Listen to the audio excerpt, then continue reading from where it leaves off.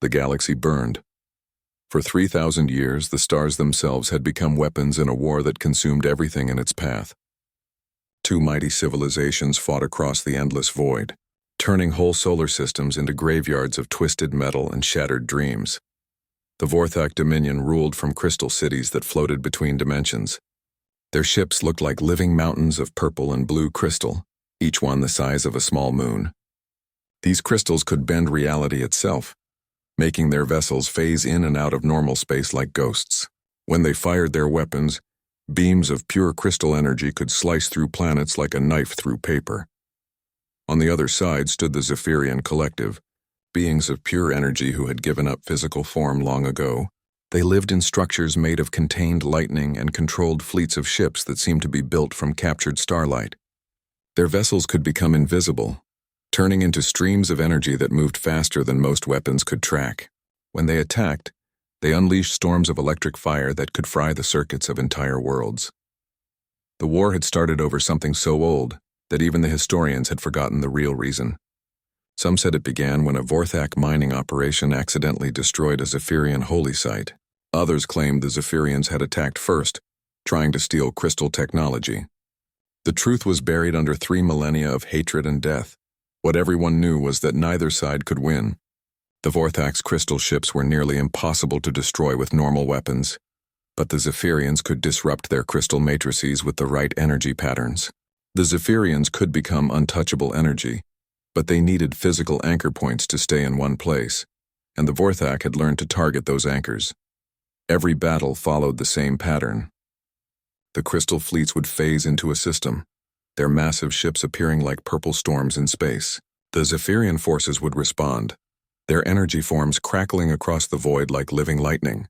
They would dance around each other for days or weeks, each side landing hits but never dealing a killing blow. Then when both fleets were exhausted, they would retreat to lick their wounds and prepare for the next battle. Billions died in these endless fights. Not just Vorthak and Zephyrians, but hundreds of smaller species caught in the middle. The war had spread across half the galaxy, turning trade routes into death traps and peaceful worlds into battlefields. The planet Caridian had been a beautiful garden world, home to a species of artists who created music from the movement of stars. The Vorthak needed its rare metals for their crystal technology. The Zephyrians wanted its massive electromagnetic field as an anchor point. The war came to Caridian in the form of crystal bombardment and energy storms. When it was over, nothing remained but a dead rock drifting in space. The Morvac Empire tried to stay neutral for 800 years. They built massive defensive stations and declared their space off-limits to both sides. It didn't matter. When the Vorthak discovered that Morvac technology could disrupt Zephyrian energy forms, neutrality became impossible. The Morvacs were forced to choose sides or face extinction. They chose the Vorthak, and their worlds became crystal fortress cities that gleamed like jewels in the darkness. Even species that joined willingly found the cost terrible. The hegemony of Tal had been proud warriors before the war. They allied with the Zephyrians, hoping to gain powerful energy weapons. After 1,000 years of fighting, their warrior culture had become something twisted and dark. They no longer fought for honor or glory, only for the next battle, the next chance to unleash destruction. The worst part was that everyone knew it was pointless. Military commanders on both sides had run the calculations 1,000,000 times. Neither civilization could completely destroy the other without destroying themselves in the process. The Vorthak could shatter every Zephyrian anchor point, but the energy backlash would destabilize their own crystal matrices. The Zephyrians could overload every crystal ship, but the explosion would wipe out their energy forms as well. So the war continued, not because anyone believed in victory, but because no one knew how to stop. Generations of soldiers had been born into the conflict, raised to see the other side as monsters that had to be destroyed. Politicians on both sides used the war to maintain power, claiming that any talk of peace was treason. The war machine had become so massive that it fed itself, consuming resources and lives to keep the fighting going. In the neutral zones between the two empires, refugee fleets drifted like ghost ships. Survivors from 100 different worlds lived in overcrowded stations and worn-out freighters, waiting for a peace that would never come. They told stories of their lost homes, passed down through generations who had never seen the worlds their grandparents remembered. Some tried to broker peace. The Galactic Council had formed 500 years into the war, bringing together neutral species to find a solution. They held conferences and summits, created treaties and ceasefires. Nothing worked. The hatred ran too deep. The war machine was too big to stop. Every ceasefire ended in accusations and renewed fighting. Every peace treaty was broken before the ink was dry. The only constant was the fighting. Crystal ships and energy fleets met in the void, their battles lighting up the darkness like deadly fireworks. Space itself had become scarred by the conflict, with dead zones where reality had been torn apart by crystal weapons and energy storms. Navigation became a nightmare as pilots tried to plot courses around the ever-changing battlefield. Trade collapsed. Art and science stagnated. Whole civilizations forgot how to build anything except weapons. The galaxy had become a machine designed for one purpose: to keep the war going forever. And yet, deep in the unexplored regions of space, something new was stirring. In a small spiral arm that both empires had ignored as too primitive to matter, a young species was taking its first steps into the stars. They had just discovered faster-than-light travel, still used chemical rockets and metal bullets, and had never heard of the great war that had consumed the galaxy. They called themselves humans, and they were about to change everything. But for now, the galaxy burned. The crystal fleets and energy armadas continued their eternal dance of destruction, neither side knowing that their 3,000-year war was about to meet something completely outside their understanding, something that would not play by the rules that had kept the conflict going for so long. The war continued as it always had, as everyone believed it always would. But change was coming from the most unexpected direction of all. The first sign that something had changed came from the Deep Space Listening Post. Commander Thekvor of the Vorthak Third Fleet was studying star charts when his communications officer approached with a puzzled expression. The officer's crystal-enhanced eyes flickered with confused light patterns as he spoke. "Sir, we're getting strange readings from Sector 77 Alpha. Energy signatures we've never seen before." Thekvor turned his attention to the data, his crystalline fingers tapping against the command console. The readings were indeed unusual. Whatever was generating these signals was using technology that didn't match either Vorthak crystal science or Zephyrian energy manipulation. 3 sectors away, Energy Prime Zal Theta of the Zephyrian second wave was experiencing the same confusion. The flowing patterns of light that made up his consciousness flickered with interest as he examined similar readings. "Analysis suggests a new player has entered the conflict zone," reported his subcommander, "a being of crackling blue energy. The signatures are primitive but unexpected." Both sides immediately dispatched scout ships to investigate. What they found defied all their understanding of galactic civilization. The system was small and unremarkable, orbiting a yellow star that barely registered on their strategic maps. The third planet was covered in blue oceans and green land masses teeming with life. But it was the activity in space around the planet that caught their attention. Primitive ships moved between the planet and its single moon, vessels that looked like they were built from simple metal and ceramic compounds. These humans, as they called themselves, had barely mastered space travel by galactic standards. Their fastest ships moved at speeds that advanced civilizations had achieved thousands of years ago. But there was something else, something that made both the Vorthak and Zephyrian scouts pause in their observations. These humans were efficient, brutally, terrifyingly efficient. The Vorthak scout ship watched a human military exercise and recorded data that would puzzle their strategists for months. The humans had divided their forces into small groups, each one armed with different types of weapons. When they encountered a simulated enemy, they didn't rely on one superior technology to win. Instead, they adapted. Some groups used long-range projectile weapons to attack from a distance.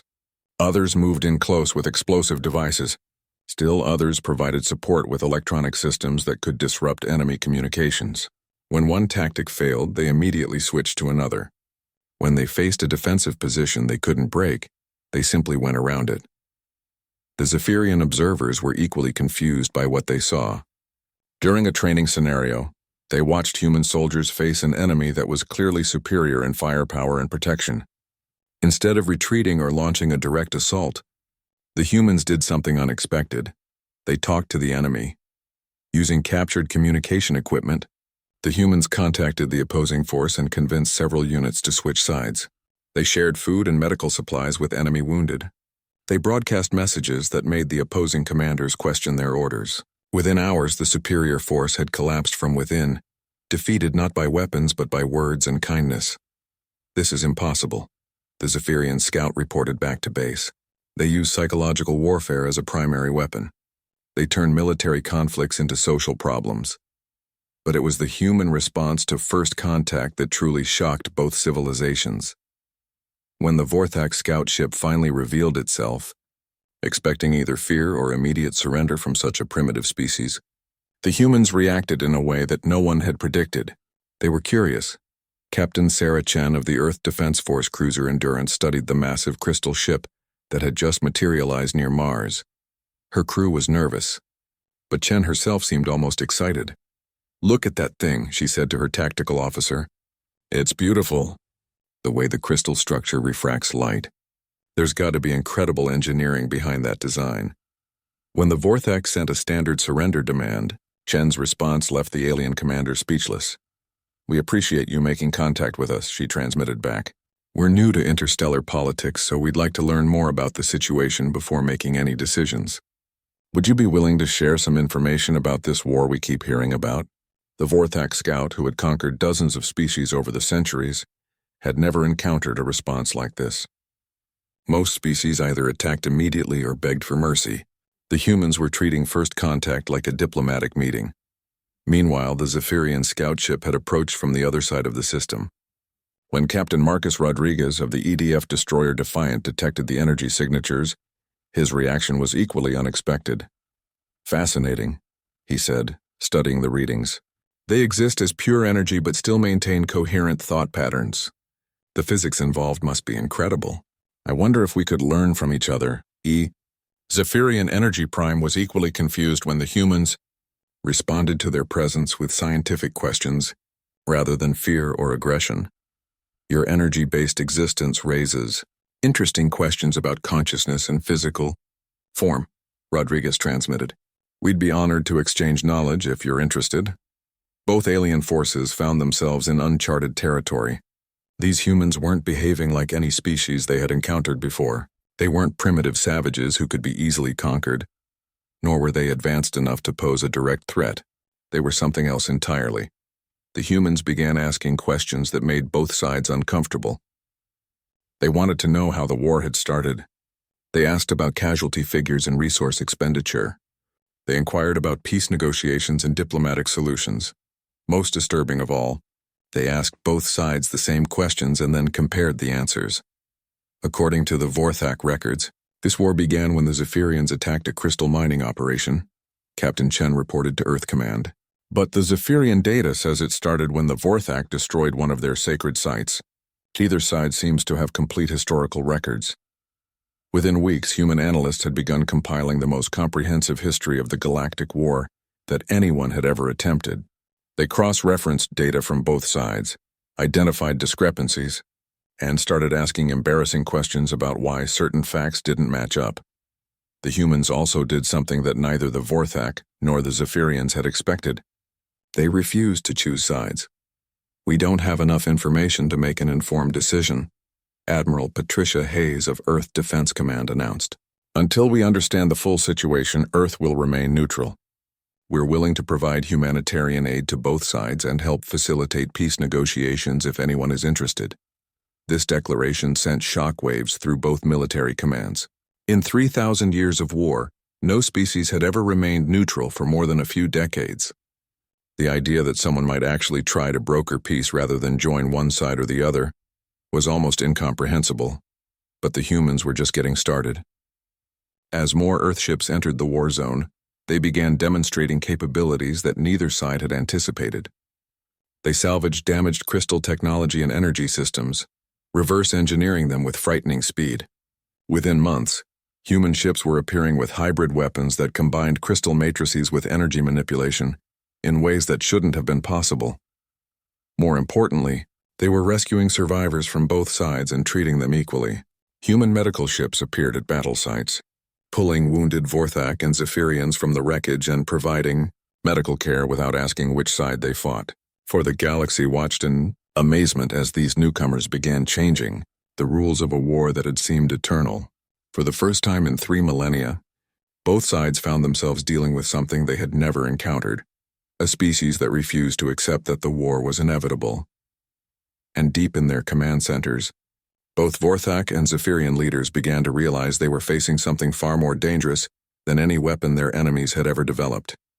They were facing hope. The first major engagement came 6 months after humanity entered the galactic stage. The Battle of Kepler Station had been going on for 3 weeks when the human fleet arrived. Vorthak crystal ships surrounded the massive orbital platform, while Zephyrian energy forms crackled through space around them. Thousands of civilian refugees were trapped inside the station as the two forces traded devastating blows. Admiral Sarah Reeves of the Human Expeditionary Force studied the tactical display aboard her flagship, the heavy cruiser Constitution. Her staff expected her to choose a side, to join either the Vorthak or Zephyrian forces in the attack. Instead, she did something that shocked everyone. She attacked both sides. "All ships, this is Admiral Reeves," she broadcast on an open channel. "We are here to evacuate civilians. Any vessel that interferes with rescue operations will be considered hostile, regardless of faction." The Vorthak commander, Crystal Lord Vex Than, responded with outrage. "Human vessel, you will withdraw immediately or face the consequences of opposing the Dominion." Energy Prime Kelzor of the Zephyrian forces was equally angry. "Primitive species.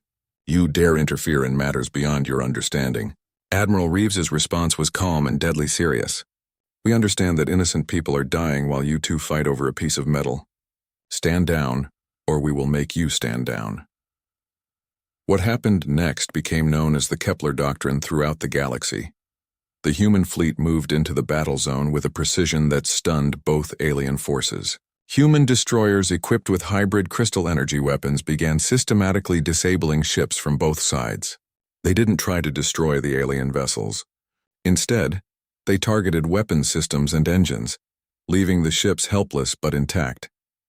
Commander Lisa Park of the destroyer Tenacious demonstrated the new human approach to warfare. Her ship faced off against a massive Vorthak crystal dreadnought that outweighed her vessel by a factor of 50. Instead of engaging in a direct fight, she did something unexpected. She rammed it, but not the way anyone expected. The Tenacious had been equipped with experimental phase shift technology, reverse-engineered from captured Vorthak systems. As the destroyer approached the crystal ship, it began to phase in and out of normal space, slipping through the dreadnought's crystal matrix like a needle through cloth. When the human ship reached the core of the Vorthak vessel, Commander Park's crew deployed a specially designed virus that they had developed by studying both crystal and energy-based computer systems. Within minutes, the dreadnought's weapon systems began turning on each other as the virus spread through its crystalline network. On the other side of the battle, Captain James Murphy of the frigate Resolute was dealing with a Zephyrian energy swarm that had been terrorizing the refugee evacuation ships. Instead of fighting the energy beings directly, Murphy's crew activated a device that human scientists had been working on for months. It was a containment field powered by miniaturized crystal matrices and designed specifically to trap energy-based life forms. But instead of using it as a weapon, the humans used it as a negotiating tool. "Attention Zephyrian forces," Captain Murphy broadcast. "We have you contained, but we're not going to hurt you. We want to talk." The trapped energy beings expected torture or death. Instead, the humans did something unprecedented. They offered them medical treatment.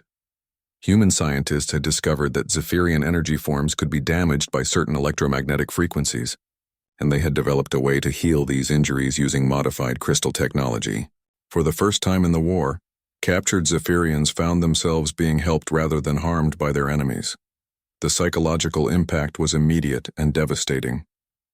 Within hours of the battle's end, the humans had evacuated over 50,000 refugees from Kepler Station.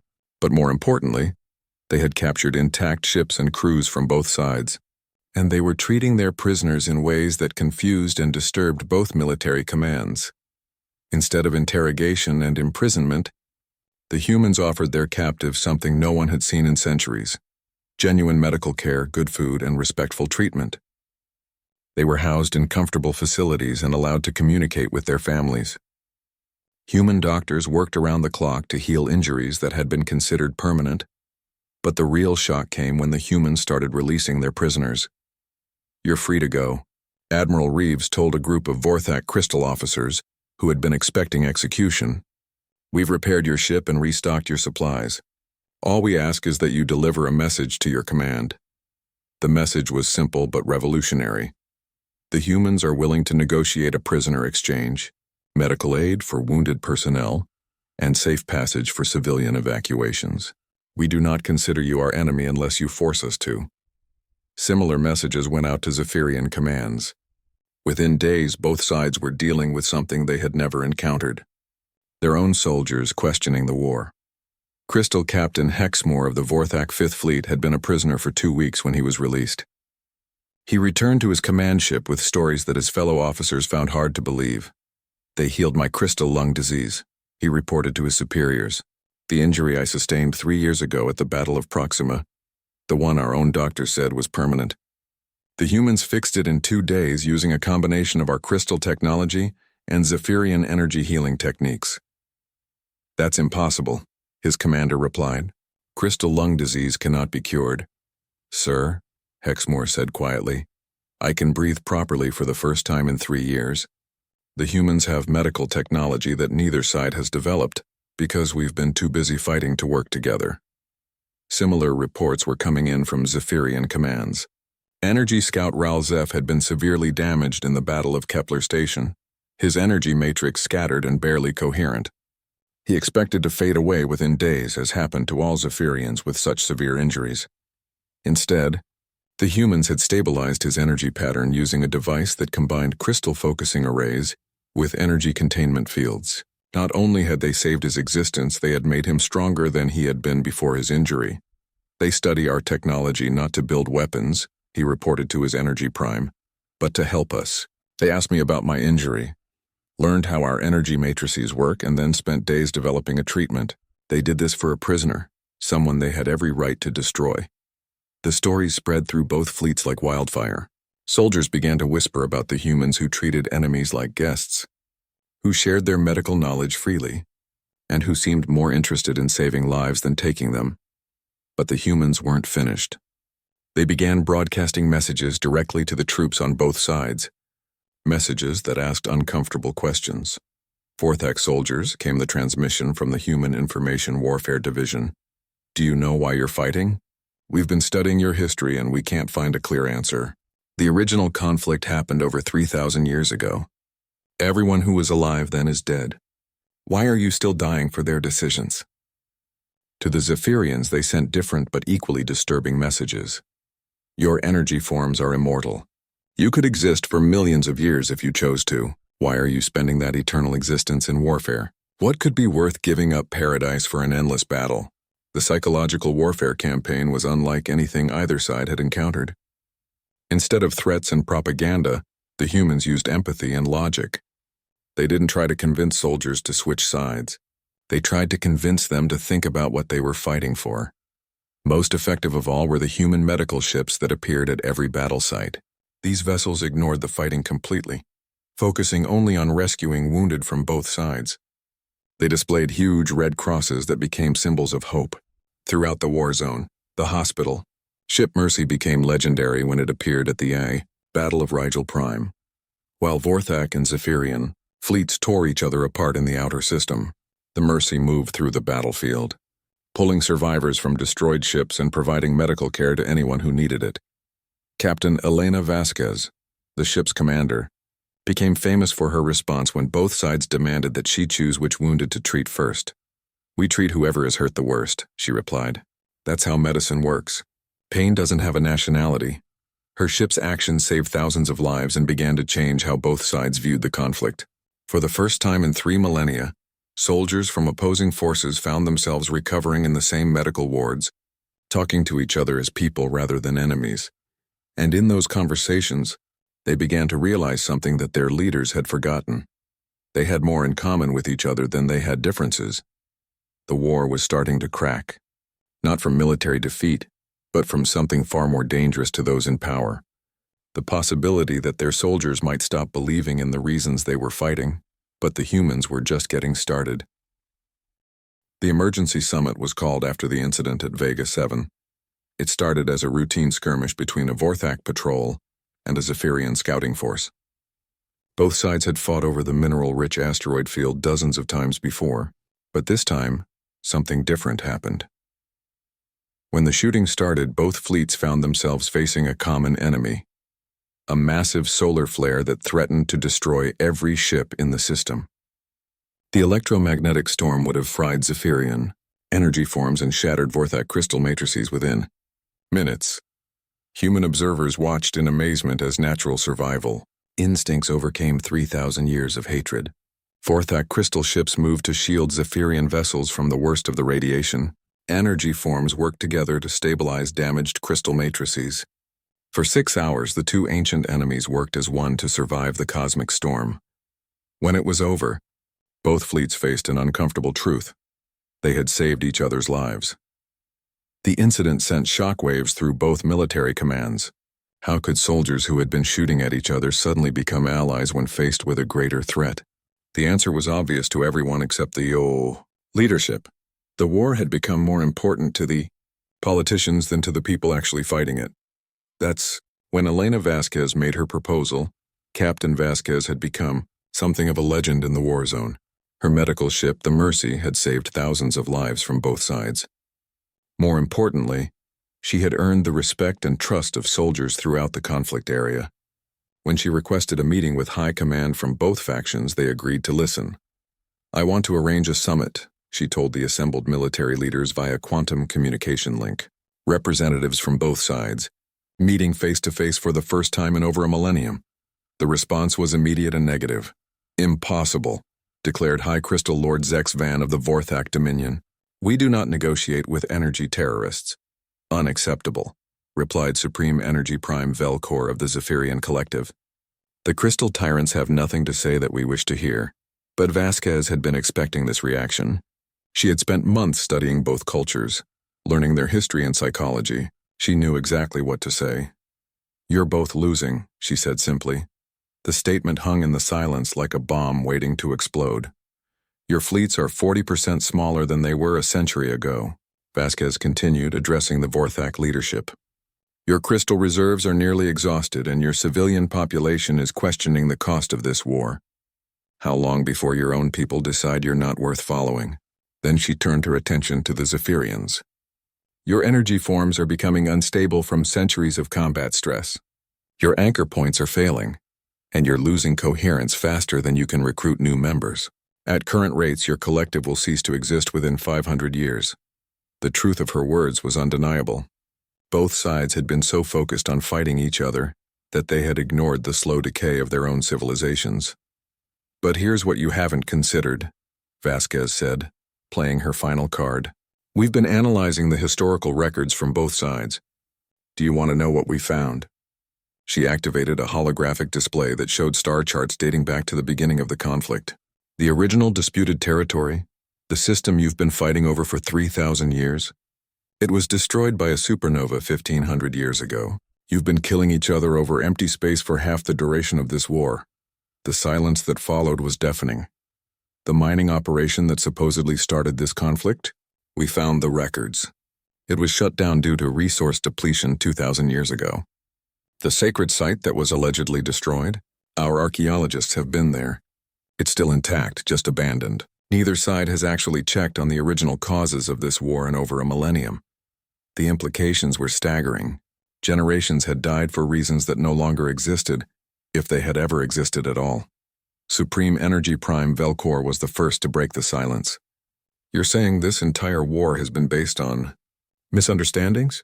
"I'm saying this war has continued because stopping it became politically impossible for both sides," Vasquez replied. "Every leader who suggested peace was branded a traitor. Every ceasefire was broken because someone's career depended on the fighting continuing. You're not at war because you have to be. You're at war because you've forgotten how to stop." High Crystal Lord Zex Van's voice was barely controlled. "Even if what you say is true, 3,000 years of bloodshed cannot be forgotten. Too much has been lost. Too much pain has been caused." "You're right," Vasquez agreed. "The pain is real. The losses are real. But continuing to cause more pain won't bring back the dead. It will only create more families that have to live with loss. She paused, letting her words sink in before continuing. We've been treating wounded from both sides for over a year now. Do you know what we've learned? Your soldiers don't hate each other anymore. They're tired. They want to go home to families they haven't seen in decades. They want to build things instead of destroying them. The human captain activated another display, this one showing video messages from soldiers on both sides. Vorthak crystal warriors spoke about missing their children's growth cycles. Zephyrian energy forms talked about longing for the peaceful contemplation their species had once enjoyed. Your people are ready for peace, Vasquez said. The question is whether your leaders are brave enough to give it to them.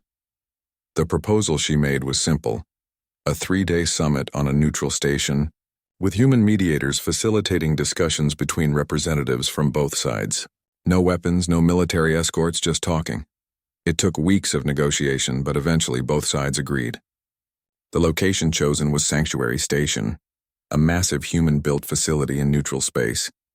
It had been constructed specifically for this purpose, with quarters designed for both crystal-based and energy-based life forms. When the delegations arrived, the tension was immediately obvious.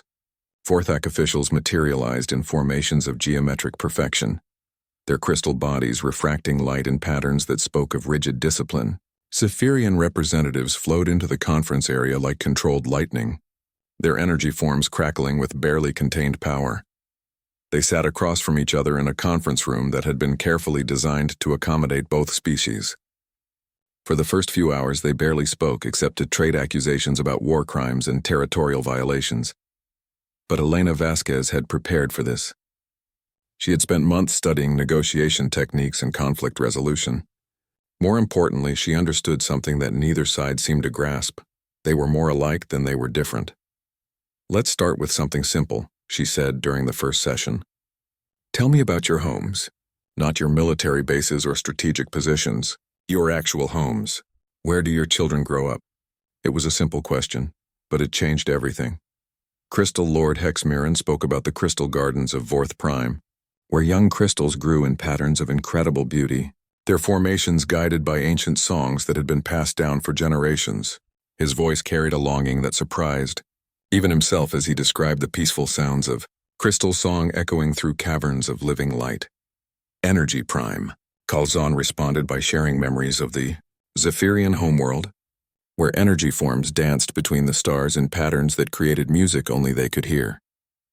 She spoke of the joy of pure existence, of consciousness unbound by physical form, of the deep meditative states that had once defined their entire civilization.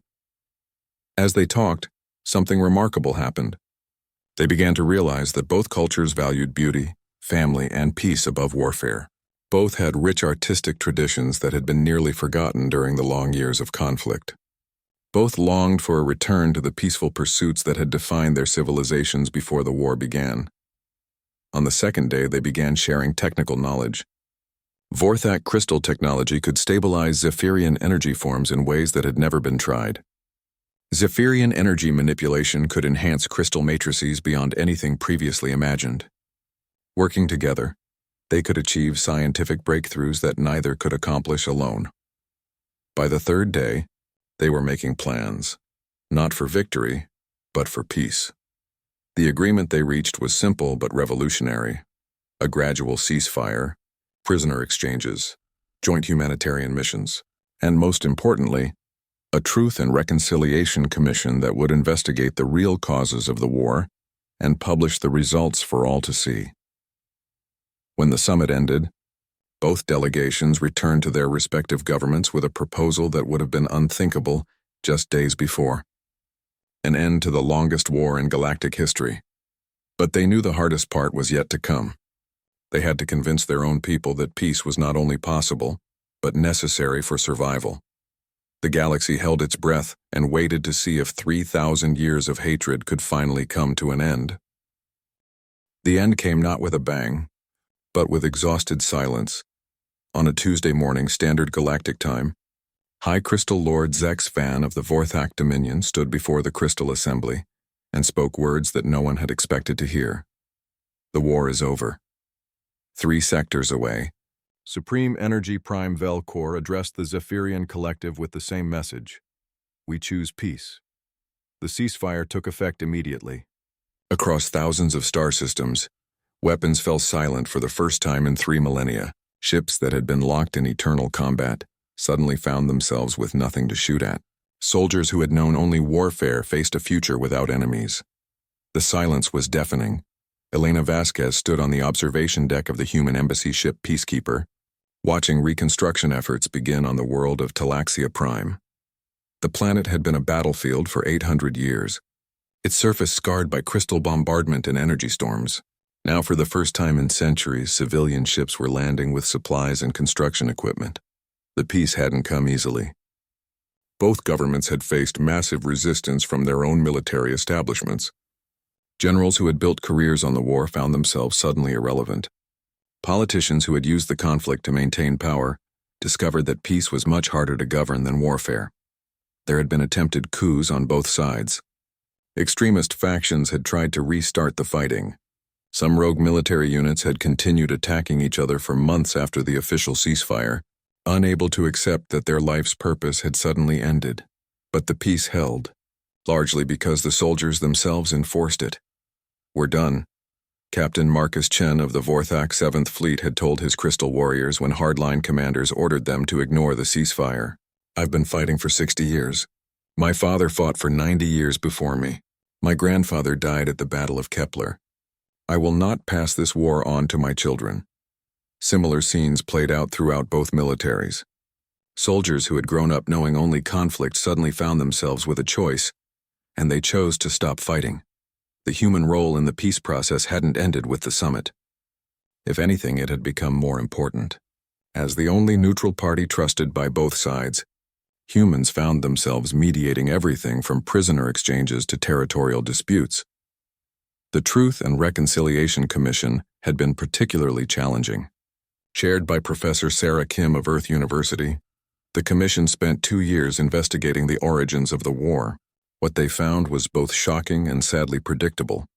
The original conflict had indeed been caused by a misunderstanding. A Vorthak mining survey had accidentally disrupted a Zephyrian meditation site. The Zephyrians had responded by sending a diplomatic protest, but the message had been garbled in translation. The Vorthak had interpreted it as a threat and mobilized their defenses. The Zephyrians had seen the military buildup as preparation for attack and had mobilized their own forces. Within days, what should have been a simple diplomatic incident had escalated into open warfare.